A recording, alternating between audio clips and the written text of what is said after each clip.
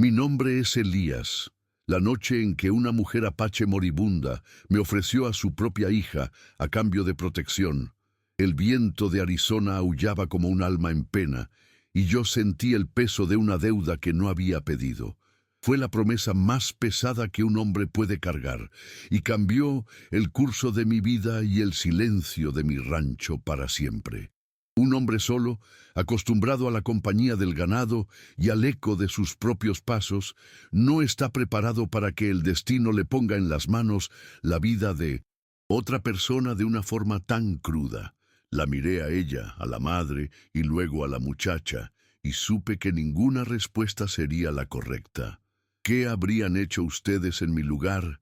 Escuchen mi historia hasta el final y díganme, ¿qué habrían hecho?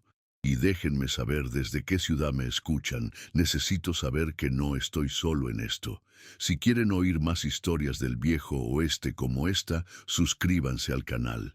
Corría el año 1882, y el otoño teñía de ocre las faldas de las montañas Dragún.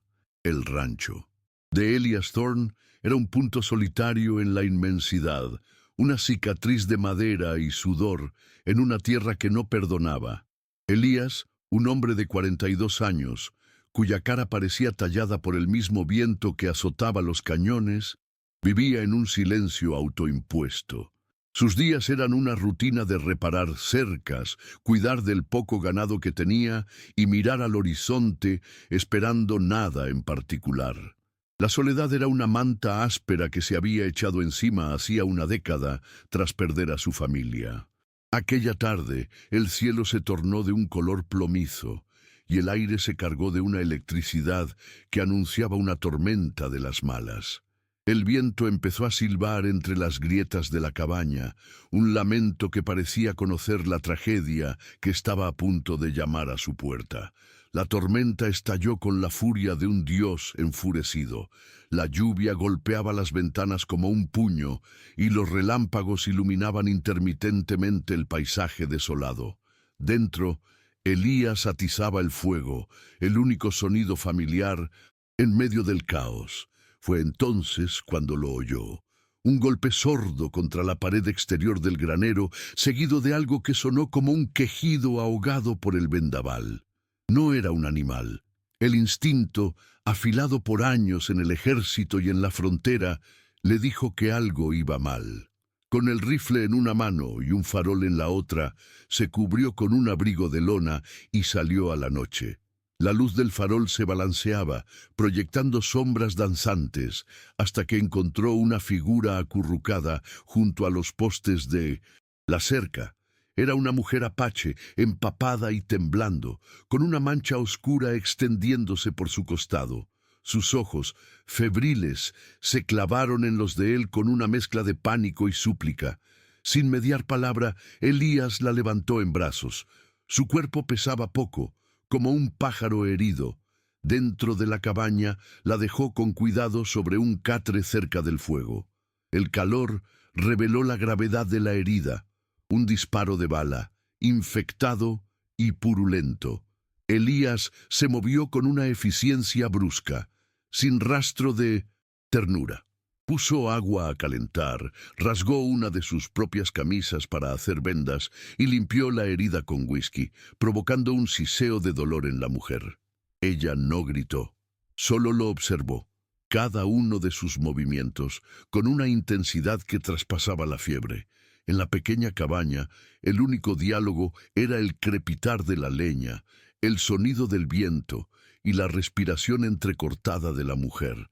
Él no era un salvador, era un hombre práctico haciendo lo que su conciencia, esa vieja compañera molesta, le dictaba. No podía dejarla morir allí fuera, pero traerla adentro era invitar a un mundo de problemas que no quería. Pasaron 2 días.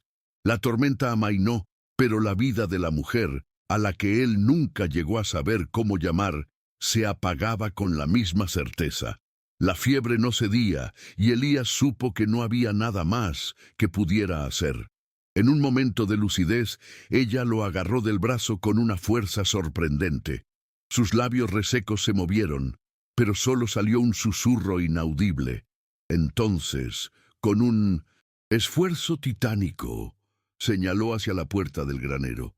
Confundido, Elías obedeció.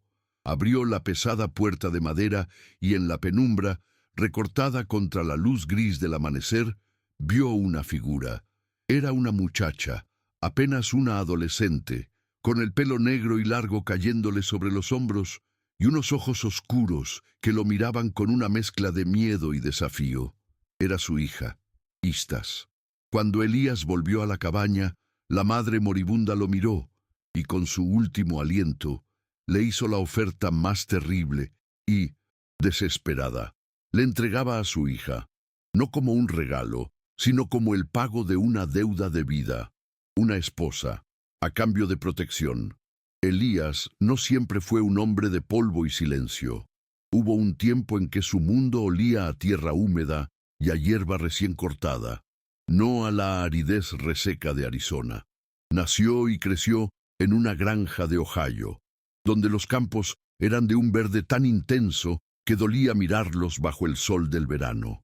Aprendió de su padre que el trabajo duro era una forma de oración, y que la palabra de un hombre era el único cimiento sobre el que se podía construir algo duradero.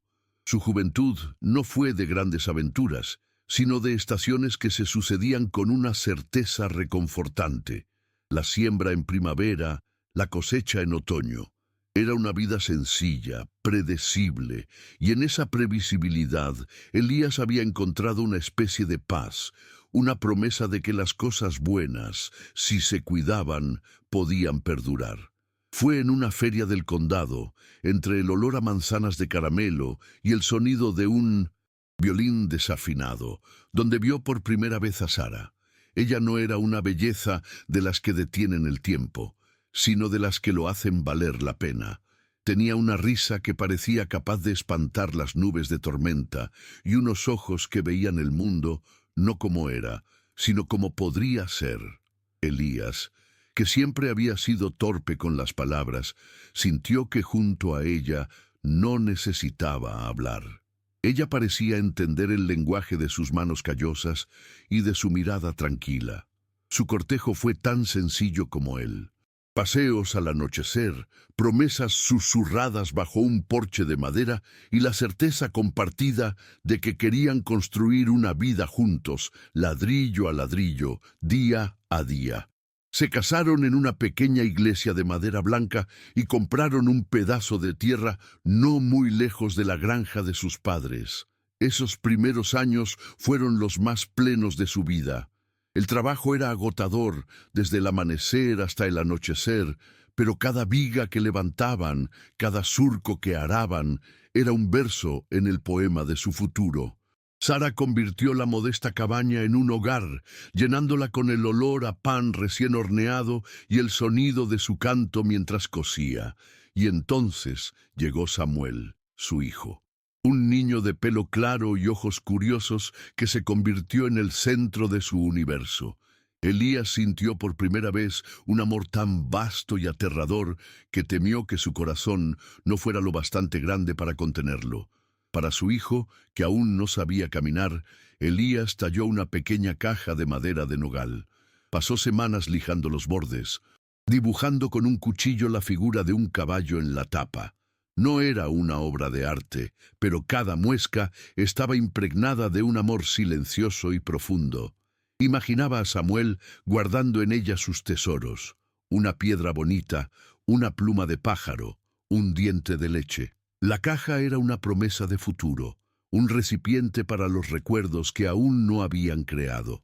La guardaba en un estante alto, esperando el día en que las manos de su hijo fueran lo bastante grandes para abrirla. Ese día, sin embargo, nunca llegó. La vida que había construido con tanto esmero se desmoronó con la misma rapidez con la que se propaga una enfermedad. La guerra civil lo arrancó de su hogar. Se alistó en el ejército de la Unión no por un arrebato de patriotismo, sino por un sentido del deber tan arraigado como los árboles de su tierra. Luchó en batallas cuyos nombres se convertirían en leyendas, pero para él solo fueron un infierno de pólvora, barro y miedo. Vio a hombres buenos morir por causas que apenas comprendían y aprendió que el valor y la cobardía eran dos caras de la misma moneda. En las noches frías se aferraba a las cartas de Sara, releyendo sus palabras hasta que las letras se borraban, intentando recordar el calor de su hogar en medio de la gélida realidad de la guerra. Regresó a casa un hombre cambiado, con una vejez prematura en la mirada y un silencio que ya no era de paz, sino de horror. Pero el hogar que había anhelado ya no existía. El cólera había barrido el condado como un fantasma hambriento, llevándose a los fuertes y a los débiles por igual. Sara y el pequeño Samuel habían sido dos de sus víctimas. Encontró la cabaña vacía, el fuego apagado y un silencio tan profundo que parecía gritar. La pequeña caja de madera tallada seguía en el estante, intacta, un monumento a un futuro robado. El dolor fue tan absoluto, tan físico, que sintió como si le hubieran arrancado el alma del cuerpo, dejando solo una cáscara vacía. Incapaz de soportar los fantasmas que habitaban cada rincón de su tierra, Elías vendió la granja y se dirigió al oeste. Se reenganchó en el ejército, no buscando una causa, sino un lugar donde el dolor pudiera ser adormecido por la disciplina y el peligro constante. Fue entonces cuando su camino se cruzó con el de los pueblos nativos, en esa violenta expansión que llamaron las guerras indias. Ya no luchaba por ideales. Ahora era solo un soldado cumpliendo órdenes, un engranaje en una maquinaria de conquista que le repugnaba en silencio. Vio la dignidad en los ojos de los guerreros que defendían su tierra y la desesperación en los de las mujeres y los niños. Fue durante una de esas campañas cuando su regimiento participó en la masacre de Cedar Creek. Elías no apretó el gatillo que mató al padre de Istas, pero su rifle estaba caliente y el humo de su cañón se mezcló con el de los demás. Estuvo allí. Vio cómo aniquilaban a un clan entero, cómo destruían en una sola tarde un mundo que él ni siquiera era capaz de comprender. Esa noche, mientras limpiaba su arma bajo la luz de la luna, sintió una culpa tan corrosiva que le quemó por dentro. La sangre de su familia perdida se mezclaba ahora en su memoria con la sangre de inocentes que él había ayudado a derramar. La cicatriz de su alma se hizo más profunda, incurable. Abandonó el ejército en cuanto pudo, asqueado de sí mismo y del mundo. Buscó el lugar más solitario y olvidado que pudo encontrar, y lo halló en las faldas de las montañas Dragún. Compró un pedazo de tierra que nadie quería, un lugar donde el viento aullaba y el sol castigaba sin piedad. Construyó su rancho con sus propias manos, no como un hogar, sino como una celda de penitencia. Cada clavo que martilleaba, cada poste que plantaba, era un acto de expiación. El silencio ya no era una elección, sino una condena autoimpuesta. Se rodeó de la inmensidad del desierto, esperando que la soledad borrara los rostros que lo atormentaban en sus sueños. Durante 10 años, Elías vivió en ese exilio autoimpuesto. Sus días eran una rutina monótona de trabajo físico que le dejaba demasiado exhausto para pensar. Se había acostumbrado a la ausencia de voces, al eco de sus propios pasos, a la compañía silenciosa de su caballo. La pequeña caja de madera de su hijo era lo único que conservaba de su vida anterior. La mantenía envuelta en un trapo en el fondo de su baúl, demasiado dolorosa para mirarla, pero imposible de abandonar. Era un hombre que había amado profundamente y perdido de forma absoluta, un hombre que había sido testigo y parte de una brutalidad que lo había dejado hueco. Y ahora, en esa misma cabaña construida para olvidar, había una muchacha, una joven apache cuyos ojos oscuros lo miraban con una mezcla de miedo y odio. El destino, con su ironía cruel, le había puesto en las manos la vida de una superviviente de la misma violencia que él había ayudado a desatar. La promesa que le hizo a Nayeli no era solo una carga, era un eco de todas sus promesas rotas. Proteger a Istas significaba enfrentarse a los fantasmas que había intentado enterrar bajo el polvo de Arizona. El fantasma de la esposa que no pudo salvar, el del hijo que nunca creció y el del soldado culpable que aún vivía dentro de él. El contraste entre el hombre que fue y el que era ahora se hacía insoportable en presencia de Istas. Él, que una vez había soñado con una familia, ahora se veía forzado a una convivencia que era una parodia grotesca de ese sueño. La oferta de la madre moribunda, una esposa a cambio de Nintusemo, protección, le revolvía las entrañas. No era un salvador, era un carcelero de su propio pasado.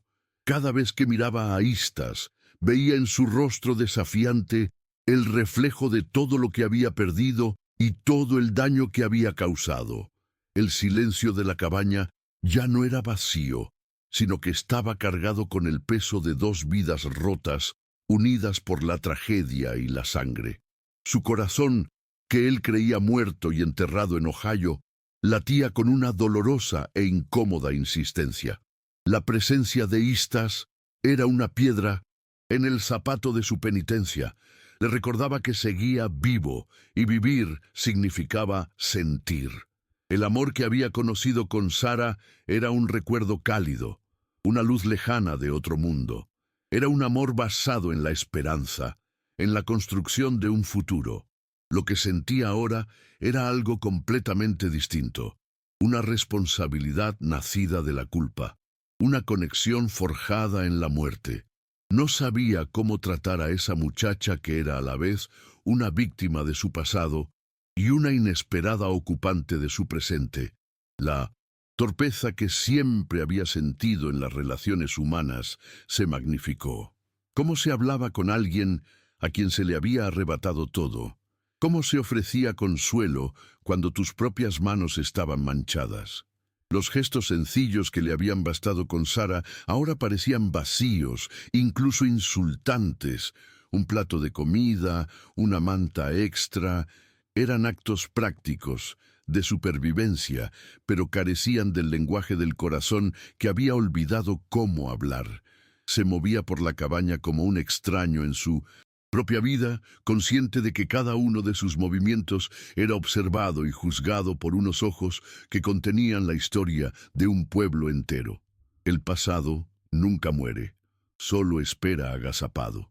Para Elías, el pasado había vuelto con la fuerza de una tormenta de arena, personificado en una muchacha silenciosa que dormía junto a su fuego. La promesa hecha a Nayeli lo había encadenado a su propia historia de una forma que nunca anticipó. Ya no podía huir. El rancho aislado, que debía ser su tumba en 1900, vida, se había convertido en un escenario donde los fantasmas de Ohio y las llanuras del oeste se daban la mano. La soledad que había cultivado como un escudo se había roto, y en la grieta se colaba una luz incómoda, una pregunta que no se atrevía a formular, y así Elias Thorne, el granjero de Ohio, el soldado de la Unión, el viudo y el ranchero solitario, se encontró atrapado en la encrucijada de su vida. La llegada de Istas no solo había perturbado su rutina, sino que había desenterrado al hombre que creía haber dejado atrás. El hombre que sabía amar, que sabía construir, que sentía una culpa atroz. El dilema no era solo si aceptaba o no a Istas como su esposa, sino si podía permitirse volver a ser humano, con todo el dolor y la vulnerabilidad que eso conllevaba. Su pasado no era una historia cerrada, era una herida abierta, y la muchacha apache era la sal que el destino había decidido verter sobre ella. Tras enterrar a Nayeli en una pequeña loma desde la que se veía el rancho entero, el silencio en la cabaña se volvió denso, casi sólido. Istas no lloró, o al menos yo no la vi hacerlo. Se limitó a observar desde la distancia, una figura inmóvil contra el cielo gris, mientras yo paleaba la tierra dura y helada. Cada palada era un golpe sordo que parecía decir, esto es real, esto ha pasado. Cuando terminé, no hubo palabras entre nosotros. Volvimos a la cabaña y la vida, o lo que fuera aquello, continuó. Ella ocupaba un rincón junto al fuego, yo el catre. Éramos dos, extraños compartiendo un techo, unidos por la muerte y una promesa que ninguno de los dos sabía cómo cumplir. La palabra esposa flotaba en el aire como un fantasma, una idea tan ajena y violenta que ambos preferíamos ignorarla, fingiendo que ella era solo una huésped temporal, una sombra que el viento había traído y que pronto se llevaría. Los primeros días fueron un baile torpe de evasivas. Nos movíamos por el espacio reducido de la cabaña con un cuidado casi cómico, evitando rozarnos, evitando cruzar las miradas. Yo salía al amanecer y no volvía hasta que el sol se escondía tras las montañas, buscando en el trabajo físico una forma de agotar el pensamiento. Reparaba cercas que no lo necesitaban, revisaba el ganado una y otra vez, cualquier cosa con tal de no estar dentro. Ella, por su parte, se había adueñado del interior. Limpiaba y ordenaba con una eficiencia silenciosa, transformando mi desorden de soltero en un lugar casi habitable. No hablábamos. La comunicación se reducía a lo esencial, un plato de estofado que yo dejaba en la mesa y que encontraba vacío y limpio por la mañana. Una camisa mía con un descosido que aparecía misteriosamente remendada sobre mi baúl. Eran gestos de supervivencia, no de convivencia. La promesa de su madre pesaba sobre mí cada vez que la miraba de reojo. Era una muchacha, casi una niña, con una dureza en los ojos que no le correspondía por edad. ¿Qué se suponía que debía hacer un hombre como yo? Había olvidado cómo cuidar de alguien que no fuera un caballo o una vaca. Mi corazón era un terreno baldío, y la idea de plantar algo en él me aterraba. Aceptar la oferta de Nayeli era una locura, una traición a la memoria de Sara y de mi hijo. Rechazarla era condenar a Istas a una muerte casi segura en un mundo que la odiaba. Así que no hice nada. Dejé que los días pasaran, esperando que el tiempo o el destino tomaran la decisión por mí. Me convertí en su guardián, no en su marido.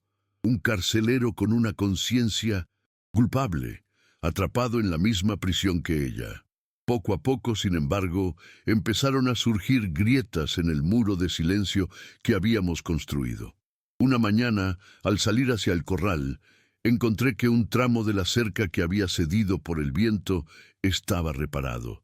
No con mi torpeza de alambre y fuerza bruta, sino con un tejido de ramas flexibles y nudos que nunca había visto, una solución ingeniosa y resistente.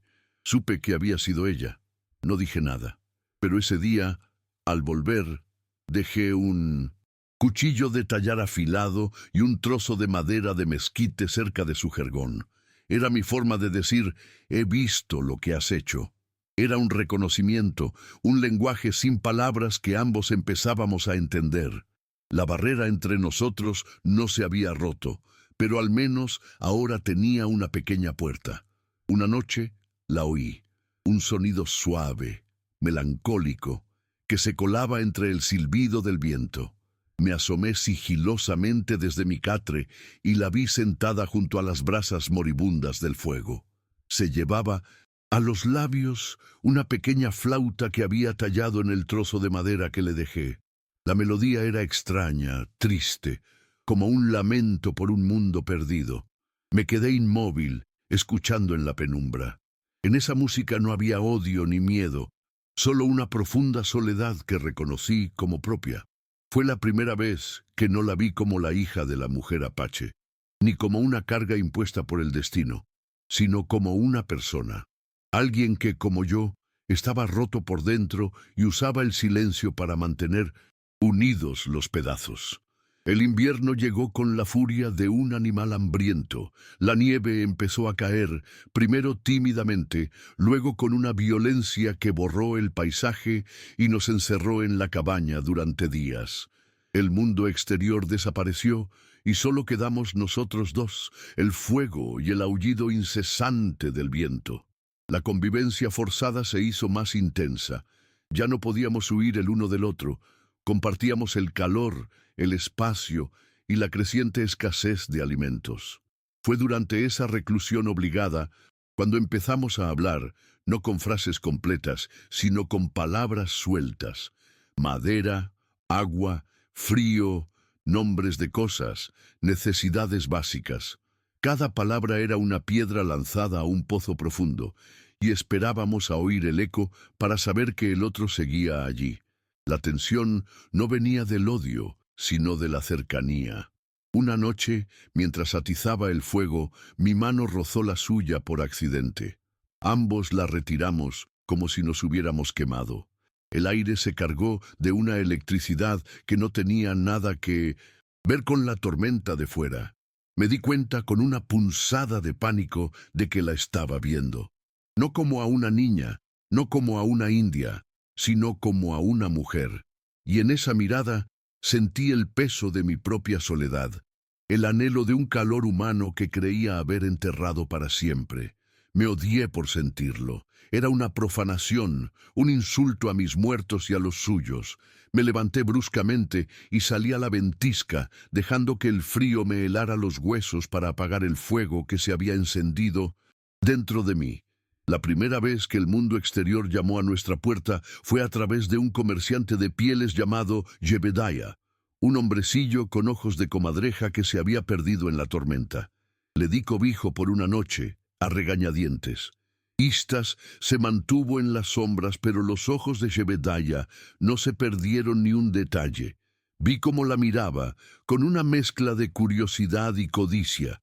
A la mañana siguiente, cuando se fue, le di indicaciones claras para volver al camino, pero supe que me había equivocado al dejarle entrar. Se llevaba consigo una historia, un rumor jugoso para soltar en la primera cantina que encontrara. La historia del solitario Elias Thorne y la joven apache que escondía en su rancho. El aislamiento que nos había protegido estaba a punto de romperse. Un par de semanas después, cuando la nieve amainó, tuve que bajar a Redemption a por provisiones. La sensación de ser observado empezó en cuanto puse un pie en la calle principal. Las miradas ya no eran de indiferencia, sino de hostilidad abierta. En el almacén, el señor Abernathy, que me conocía de años, me sirvió con una frialdad cortante, casi sin mirarme a la cara. Los hombres que solían saludarme con un gesto de cabeza, ahora se giraban para escupir al suelo cuando pasaba. El rumor de Jebediah había corrido como la pólvora, y en un pueblo que aún recordaba las incursiones apaches con miedo y odio, mi acto de compasión se había convertido en una traición. Me habían juzgado y condenado sin necesidad de un tribunal. La confrontación directa llegó en la cantina. Un grupo de vaqueros borrachos me rodeó, con sonrisas burlonas en sus caras. ¿Es cierto lo que dicen, Thorne?, preguntó uno de ellos, el más grande, ¿que te has comprado una mascota india para calentar la cama? Sentí la sangre subirme a la cabeza. El viejo soldado que había en mí, el hombre acostumbrado a resolver las cosas con los puños, quiso salir a la superficie, pero entonces vi sus caras, llenas de una ignorancia y un odio tan profundos que me di cuenta de que la violencia no serviría de nada, solo confirmaría sus sospechas. Apreté la mandíbula, dejé unas monedas en la barra y salí de allí sin decir una palabra, con sus risas resonando a mi espalda como latigazos. Fue el sheriff Blackwood quien me encontró antes de que me fuera del pueblo. Me esperaba junto a mi caballo, con una expresión de preocupación en su rostro curtido. «Elías», dijo en voz baja, «sé que no es asunto mío, pero estás jugando con el fuego. La gente de aquí tiene la memoria larga y el gatillo fácil. Lo que hagas en tu rancho es cosa tuya, pero si la traes al pueblo o si alguien decide ir a buscarla, no podré protegerte». Blackwood y yo habíamos servido juntos. Era un buen hombre, un hombre de ley, pero su advertencia era clara. Estábamos solos. El mundo no solo no nos ayudaría, sino que era una amenaza activa. El rancho ya no era un refugio, era una fortaleza sitiada. Volví a casa con un peso en el alma. La hostilidad del pueblo me había afectado más de lo que quería admitir, no por mí, sino por ella. Yo había elegido esta vida de aislamiento, pero ella no. La había arrastrado a mi mundo, a mi soledad, y ahora mi protección la estaba poniendo en un peligro aún mayor. Esa noche la miré mientras dormía junto al fuego, ajena a la tormenta que se estaba gestando fuera de nuestras paredes. Sentí una oleada de algo que se parecía peligrosamente a la ternura, y me asustó más que todos los vaqueros borrachos de Redemption. Protegerla ya no era solo cumplir una promesa a una mujer moribunda. Se estaba convirtiendo en algo personal. La tensión alcanzó su punto álgido de la forma más inesperada. Me desperté una noche tiritando, con el cuerpo ardiendo en fiebre. Un mal trago de agua estancada o alguna bestia del monte me había pasado factura. En cuestión de horas, estaba delirando, atrapado en un infierno de sudores fríos y pesadillas. Me vi de nuevo en Ohio, con el olor a tierra húmeda y la risa de Sara. Luego estaba en el campo de batalla, con el humo y los gritos, y entre las sombras de mis recuerdos veía unos ojos oscuros que me observaban, unos ojos que no sabía si pertenecían a un fantasma del pasado o a la muchacha que estaba al otro lado de la habitación. Durante días perdí la noción del tiempo. Solo era consciente de momentos fugaces, un paño húmedo en mi frente, el sabor amargo de una infusión de hierbas que alguien me obligaba a beber, una mano pequeña pero firme que me sujetaba, en cuando las convulsiones me sacudían. Istas no huyó. Podría haberlo hecho, podría haberme dejado morir y tomar su libertad, pero no lo hizo. Me cuidó con la misma eficiencia silenciosa con la que cuidaba la cabaña. No había ternura en sus gestos, solo una determinación feroz. Estaba devolviendo una deuda. La vida que yo le había salvado a su madre, ella me la estaba devolviendo a mí. Cuando la fiebre finalmente remitió, me desperté débil y lúcido. La encontré sentada en el suelo, reparando una de mis botas con una lesna y un trozo de cuero. Levantó la vista y nuestros ojos se encontraron. Por primera vez no hubo evasivas. Nos miramos durante un largo instante y en esa mirada lo vi todo. Su orgullo, su resentimiento, pero también una nueva comprensión.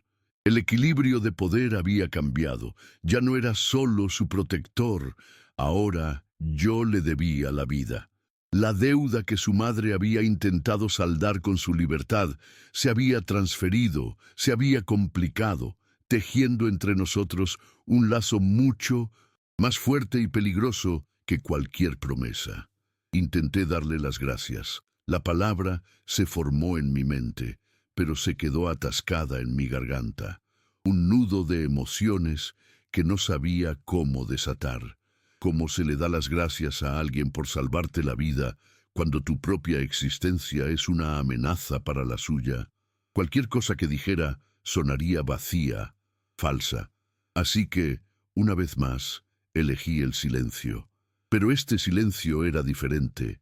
Ya no era un muro, sino un puente frágil sobre un abismo. Un espacio lleno de cosas no dichas, de sentimientos que ninguno de los dos se atrevía a nombrar. La oportunidad de hablar, de romper el hielo, se perdió, y la distancia emocional entre nosotros se hizo aún más profunda, cargada de una nueva complejidad. Me recuperé lentamente, pero algo en la cabaña había cambiado para siempre. La rutina volvió, pero la dinámica era otra. A veces, la sorprendía mirándome con una expresión indescifrable. Yo, por mi parte, me encontraba buscándola con la mirada, notando pequeños detalles. La forma en que el sol de la mañana se enredaba en su pelo, la concentración en su rostro cuando trabajaba el cuero. El miedo que había sentido en la ventisca volvió con más fuerza. El anhelo de conexión, de romper la soledad que me había autoimpuesto durante una década. Era una marea creciente que amenazaba con ahogarme. Y sabía, con una certeza aterradora, que esta frágil paz no podía durar. Me di cuenta de que debía tomar una decisión. No podía seguir viviendo en ese limbo, manteniéndola prisionera de una promesa ambigua. El mundo exterior, con sus prejuicios y sus cazarrecompensas, no iba a dejarnos en paz, y mi propio corazón, ese traidor que creía muerto, se estaba despertando. Tenía que elegir, o la echaba, condenándola a un destino incierto pero liberándome de esa carga emocional, o la aceptaba plenamente, no como una esposa comprada, sino como parte de mi vida, asumiendo todas las consecuencias. Ambas opciones eran imposibles, y mientras yo dudaba, el destino, que ya había movido sus piezas, estaba a punto de dar el jaque mate. La tensión ya no era solo una corriente subterránea, era una tormenta a punto de estallar sobre nuestras cabezas. La primavera llegó como una promesa tímida, derritiendo la nieve y dejando al descubierto la tierra herida. Pero con el deshielo llegó también una amenaza que ni el invierno más crudo había conseguido traer. Un hombre llamado Jedediah Slade cabalgó hasta Redemption. No era un vaquero ni un granjero, era un cazador de hombres, con ojos que parecían dos monedas de plata sucias y una sonrisa que no llegaba a tocar esa mirada muerta. Se movía con la paciencia de un buitre, observando, escuchando, oliendo el aire en busca del rastro de dinero. Y el dinero, en aquel entonces, a menudo tenía el rostro de un apache. Slade no buscaba justicia, buscaba recompensas, y su memoria para los rostros y los rumores era tan afilada como el cuchillo que llevaba en la bota. Su llegada al pueblo fue como una piedra, arrojada a un estanque en calma. Las ondas de inquietud se extendieron en silencio, pero todos sintieron que algo estaba a punto de cambiar. Slade pasó sus primeros días en la cantina, un espectro paciente en un rincón oscuro, bebiendo whisky barato y absorbiendo las conversaciones como una esponja seca. Fue allí donde oyó por primera vez los susurros sobre Elias Thorne, el ranchero solitario que había pasado el invierno acompañado.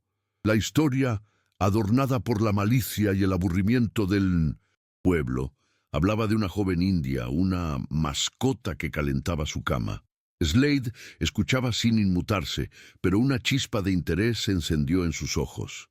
No era la moralidad del asunto lo que le importaba, sino la posibilidad.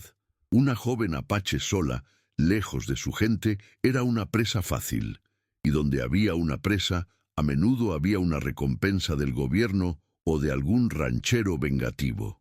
El nombre de Elias Thorne, sin embargo, le sonaba de algo, un eco lejano de otro tiempo, de otra vida, manchada de pólvora. El destino, o la mala suerte, quiso que yo bajara a Redemption esa misma semana a por semillas. Mientras cargaba los sacos en mi carreta, sentí una mirada clavada en mi espalda. Era pesada, insistente. Me giré y mis ojos se cruzaron con los de Slade. El reconocimiento no fue inmediato, sino un lento desenterrar de recuerdos que había intentado sepultar bajo 10 años de polvo y soledad. Lo recordaba. Un cabo de mi antiguo regimiento, un hombre que disfrutaba de la violencia, con un fervor que helaba la sangre. Vi cómo sus labios se curvaban en esa sonrisa muerta mientras su mente conectaba las piezas. El soldado que desapareció, el ranchero solitario y el rumor de una mujer india. En ese instante, supe que el pasado había venido a buscarme y que tenía su rostro. No intercambiamos ni una palabra, pero la declaración de guerra fue tan clara como si la hubiera gritado en mitad de la calle. Esa noche, en la cantina, el whisky desató la lengua de Slade. Rodeado de 1900 hombres ávidos de historias de sangre, empezó a relatar viejas glorias del ejército. Y entonces pronunció las dos palabras que hicieron que mi mundo se detuviera. Cedar Creek. Habló de la escaramuza de Cedar Creek, describiéndola como una victoria heroica, una limpieza necesaria. Describió el ataque al alba, el caos, el fuego. Lo contaba con orgullo, como si hablara de una cacería de pavos. El sheriff Blackwood, que estaba en una mesa cercana, se quedó rígido. Él también había sido soldado y sabía que escaramuza era la palabra que usaban los hombres como Slade para maquillar una masacre. La mirada del sheriff se endureció y sus ojos buscaron instintivamente la puerta, como si esperara verme aparecer y confirmar la terrible sospecha que acababa de nacer en su mente. Blackwood no esperó al amanecer, montó su caballo y cabalgó bajo la luna, con un mal presentimiento oprimiéndole el pecho. Llegó a mi rancho cuando las brasas del fuego eran lo único que luchaba contra la oscuridad. No se anduvo con rodeos. Elías Slade está en el pueblo. Ha estado hablando de Cedar Creek. Su voz era grave, la de un hombre que no quería hacer la pregunta que venía a continuación. Yo no respondí. Me quedé allí, de pie en el porche, sintiendo cómo el suelo se abría bajo mis pies. El nombre, pronunciado en la quietud de mi refugio, sonó como una sentencia. El secreto que había guardado como un cáncer en mi alma, la penitencia que cumplía en silencio cada día, estaba a punto de salir a la luz de la forma más brutal posible. Lo que no sabíamos era que no estábamos solos. Istas, incapaz de dormir, había salido a respirar el aire frío de la noche. Estaba cerca del granero, oculta en las sombras, cuando oyó el galope del caballo de Blackwood. La curiosidad, o quizás una premonición, la hizo quedarse quieta, escuchando. Oyó la voz tensa del sheriff y luego oyó el nombre, Cedar Creek. Para Blackwood era el nombre de una batalla, para mí el de mi pecado, pero para ella era el sonido del fin de su mundo. Era el nombre del lugar donde su padre había muerto, donde su clan había sido aniquilado. Era una palabra grabada a fuego en su memoria, el epicentro de todo su dolor y toda su pérdida. Se quedó paralizada, con el corazón martilleándole en los oídos, conteniendo la respiración mientras el pasado se abalanzaba sobre ella desde la oscuridad. «Tú estuviste allí, ¿verdad, Elías?», preguntó Blackwood, y su voz, aunque baja, cortó el aire como un cuchillo. No le estaba acusando, le estaba dando la oportunidad de negarlo, pero yo no podía. El silencio fue mi respuesta, un silencio pesado, denso, que lo confesaba todo. Desde las sombras, Istas vio mi cabeza inclinarse ligeramente, un gesto de derrota, de rendición. Y en ese instante, el hombre que la había protegido, el hombre que la había cuidado cuando estuvo enferma, el hombre con el que había compartido el pan y el silencio, se transformó, se convirtió en uno de los monstruos sin rostro de sus pesadillas. La traición fue tan absoluta, tan visceral, que sintió que el aire le faltaba en los pulmones. No fue solo dolor, fue la aniquilación de la frágil confianza que había empezado a construir. Blackwood se fue, dejando tras de sí un silencio aún más profundo que el de antes. Me quedé solo en el porche, pero la soledad ya no era un consuelo, era una cámara de tortura. Me derrumbé contra uno de los postes de madera, no con lágrimas, sino con un vacío que me robó las fuerzas. Miré mis manos bajo la luz de la luna, las mismas manos que habían construido esa casa, que habían cuidado del ganado, que habían enterrado a su madre. Y por primera vez en años las vi como realmente eran. Las manos de un soldado que había sostenido un rifle caliente mientras un mundo ardía. El peso de mi culpa, que había cargado en silencio durante una década, se volvió insoportable. Sentí que me ahogaba, no en el polvo de Arizona, sino en la sangre de un arroyo que no dejaba de correr en mi memoria. Istas no salió de las sombras. No gritó, no me confrontó. Hizo lo que su instinto de supervivencia le había enseñado toda su vida. Se desvaneció. Se retiró a la oscuridad más profunda del granero, acurrucándose en el heno. temblando no de frío, sino de la conmoción de una herida reabierta. Cada gesto amable que yo había tenido, cada trozo de pan compartido, cada palabra torpe, se retorció en su mente, convirtiéndose en una mentira, en la caridad hipócrita de un asesino. El hombre que le había dado refugio era parte de la misma tormenta que la había dejado huérfana. La cabaña, que había empezado a parecer un lugar seguro, se convirtió de nuevo en territorio enemigo, y ella volvió a ser la niña asustada y sola que se escondía de los soldados. Cuando finalmente entré en la cabaña, horas después, ella estaba allí, sentada junto al fuego apagado, inmóvil como una estatua tallada en la noche. El aire entre nosotros era tan denso que costaba respirar. Calenté un poco del estofado que quedaba y se lo ofrecí. Un acto mecánico, un vestigio de una rutina que ya no existía. Ella no se movió, ni siquiera giró la cabeza. Su mirada estaba fija en las cenizas frías, pero yo sabía que me veía, que me sentía, y en su quietud había un veredicto. El frágil puente de silencio y gestos que habíamos construido durante meses se había derrumbado, dejando un abismo infranqueable entre nosotros. Estábamos de nuevo en el principio, pero peor, porque ahora no éramos extraños, éramos enemigos unidos por la sangre. En ese momento supe que la duda había terminado. Ya no había elección entre echarla o aceptarla. El pasado había tomado la decisión por mí. Slade vendría. Lo sabía con la misma certeza con la que sabía que el sol saldría por la mañana. Vendría a por ella, y al hacerlo, me obligaría a enfrentarme a todo lo que había intentado olvidar. La promesa que le hice a Nayeli ya no era una carga. Era la única ancla que me quedaba en medio de una tormenta de la que yo mismo era responsable. Proteger a Istas, ya, no era una cuestión de conciencia, sino de redención. Tendría que ponerme entre ella y el mundo que yo había ayudado a crear, un mundo que la quería muerta. Y no sabía si al hacerlo la salvaría a ella o me condenaría a mí mismo para siempre. La revelación no había traído consigo gritos ni violencia, sino algo mucho peor, la verdad. Una verdad que lo envenenaba todo. El rancho dejó de ser un refugio para convertirse en el escenario final de una tragedia que había comenzado muchos años atrás. En 1900, un arroyo llamado Cedar Creek.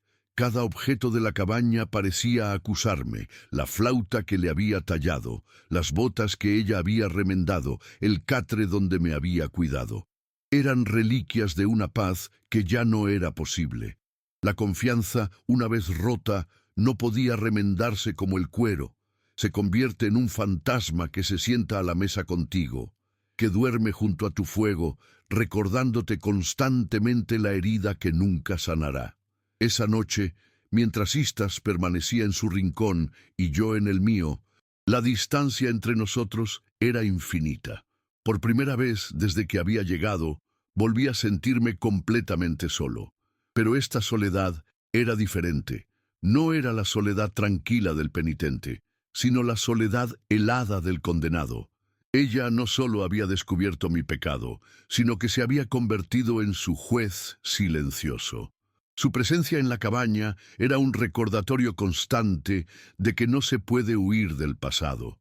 Puedes construir cercas, levantar muros, aislarte del mundo, pero el pasado siempre encuentra una grieta por la que colarse, y cuando lo hace, viene a reclamarlo todo. La pequeña caja de madera que guardaba en mi baúl, el último vestigio de mi vida en Ohio, me vino a la mente. El símbolo de un amor puro, de una paternidad que me fue arrebatada. Ahora esa memoria también se sentía manchada. ¿Qué derecho tenía yo a llorar a mi hijo cuando había sido cómplice en la muerte del padre de otra persona? La pureza de mi propio dolor se vio corrompida por la magnitud de mi culpa. El hombre que había tallado esa caja con manos amorosas y el soldado que había sostenido un rifle en Cedar Creek eran la misma persona. Y esa contradicción era una tortura que me desgarraba por dentro. La revelación No solo había roto mi relación con Istas, sino que había roto la última imagen decente que me quedaba de mí mismo. El alba llegó sin traer alivio. Solo una luz gris y fría que iluminaba las ruinas de nuestra convivencia. Vi a Istas salir de la cabaña, con su collar de cuentas, turquesas brillando débilmente contra su piel. No se dirigió al arroyo ni al bosque, como solía hacer. Se quedó de pie en la loma donde habíamos enterrado a su madre, una silueta solitaria mirando hacia el este. No sabía si estaba rezando, despidiéndose, o simplemente buscando una fuerza que yo le había arrebatado. Verla allí, tan vulnerable y a la vez tan llena de una dignidad inquebrantable, solidificó mi decisión. No podía devolverle a su padre, no podía borrar el pasado, pero podía honrar la promesa que le hice a su madre. Podía interponerme en el camino de la bala que tarde o temprano vendría a buscarla. La transición de Elias de un hombre que reaccionaba a las circunstancias a uno que actuaría con un propósito firme se completó en esa mañana fría. Ya no se trataba de sobrevivir al invierno o de mantener a raya al pueblo. Se trataba de un acto final de expiación. Limpió su rifle, no con la eficiencia mecánica de un soldado, sino con el cuidado de un hombre que se prepara para saldar la deuda más grande de su vida. Cada movimiento era deliberado, consciente. El miedo seguía ahí, agazapado en su estómago, pero ahora estaba supeditado a una certeza mayor. La llegada de Slade no sería el final, sería la oportunidad. La única oportunidad que le quedaba de darle un significado a toda la sangre y todo el silencio. El ranchero solitario estaba muerto. En su lugar, había un hombre con una última batalla que librar. Slade no llegó gritando amenazas, sino con la calma, depredadora de un lobo que ha arrinconado a su presa. Se apeó del caballo lentamente, dejando que el silencio del rancho absorbiera su presencia. Sus ojos pasaron por encima de mí y se fijaron en Istas, que había salido al porche, inmóvil, con el collar de turquesas de su madre como única armadura. La miró no como a una persona, sino como a una pieza de ganado, sopesando su valor en monedas de plata. Le ofrecí café, un gesto absurdo de hospitalidad en medio de una guerra no declarada. Lo rechazó con una sonrisa torcida. «Vengo a por la chica, Thorn. No lo hagas más difícil de lo necesario». Me interpuse entre él y la puerta de la cabaña, sintiendo el peso del rifle en mis manos. «Esta tierra ya ha bebido demasiada sangre inocente», dije, con una voz que apenas reconocí como mía. «No derramará más». Mi decisión estaba tomada. No era por amor, ni siquiera por afecto.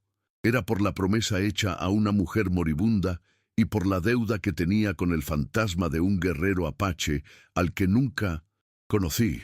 El enfrentamiento fue feo y torpe, desprovisto de la gloria que pintan en las novelas baratas. Fue un forcejeo desesperado de dos hombres que conocían bien la violencia. El primer disparo no fue mío, sino de Slade, una detonación que hizo que los pájaros huyeran en desbandada. La bala me arrancó un trozo de carne del hombro, un dolor ardiente y sucio que me hizo caer de rodillas. Pero en esa caída, mi propio disparo salió, bajo y certero, hiriendo a su caballo en una pata. El animal relinchó de dolor y se encabritó, arrojando a Slade al suelo polvoriento. No hubo un segundo intercambio de disparos. Él se levantó, maldiciendo, cojeando, y vio en mis ojos que yo no dudaría en volver a apretar el gatillo, aunque me estuviera desangrando. La codicia en su rostro luchó por un instante contra el instinto de supervivencia, y este último ganó. Montó su caballo herido y se fue, no como un conquistador, sino como un ladrón sorprendido en la noche, dejando tras de sí solo el olor a pólvora y la promesa de que el mundo exterior no nos olvidaría tan fácilmente. El silencio que siguió fue más ensordecedor que el disparo. Me quedé allí, apoyado contra el poste del porche, sintiendo cómo la sangre caliente me empapaba la camisa. El dolor era agudo, pero palidecía en comparación con la vulnerabilidad que sentía. Estaba herido, debilitado, y la única persona que podía ayudarme era la mujer a la que mi pasado había destrozado. La miré. Istas no se había movido. Su rostro era una máscara de piedra, imposible de leer. Podría haberse dado la vuelta, adentrarse en las montañas y desaparecer para siempre. Nadie la habría culpado. Era libre. La promesa de su madre se había cumplido. Yo la había protegido, pero ella no se movió. Se quedó allí, observándome, y en sus ojos oscuros vi una lucha tan violenta como la que acababa de ocurrir. Era la lucha entre el odio por el soldado y la conexión con el hombre que había sangrado por ella. Entonces tomó una decisión. No corrió hacia mí. Sus movimientos fueron lentos, deliberados, como si cada paso pesara una vida entera. Entró en la cabaña y salió con un cuenco de agua y un trozo de tela limpia, los mismos elementos con los que yo había intentado curar a su madre. Se arrodilló frente a mí y sin una sola palabra empezó a limpiar la herida. Sus manos eran firmes, sus gestos eficientes, desprovistos de cualquier ternura sentimental. No había perdón en su mirada, ni amor, sino algo más profundo, una aceptación solemne. Estaba repitiendo mi propio gesto, cerrando un círculo de dolor y deuda. Al curarme, no me estaba absolviendo de mi pasado, sino que estaba reclamando su propio poder. Ya no era la víctima ofrecida en sacrificio, era la mujer que elegía vendar la herida del hombre que, a su vez, había elegido ser su escudo. Aquella noche, el fuego en la cabaña ardió de una forma distinta. El silencio entre nosotros ya no era un abismo de secretos y resentimiento, sino un espacio compartido, forjado en la verdad y la sangre. Comimos juntos, como siempre, pero ahora nos mirábamos a los ojos. No hablamos de Cedar Creek, ni de Slade, ni del futuro. No era necesario. El lenguaje de los actos había dicho todo lo que las palabras no podían. En su gesto de curación, Istas no me había perdonado, pero me había aceptado. Y en mi decisión de protegerla, yo no había borrado mi culpa, pero había comenzado a expiarla. La promesa hecha a Nayeli se había transformado. Ya no era una carga, sino el cimiento de una nueva vida, una que construiríamos juntos sobre las ruinas de nuestros pasados. No era un final feliz, era algo mucho más raro y valioso. Era un comienzo justo.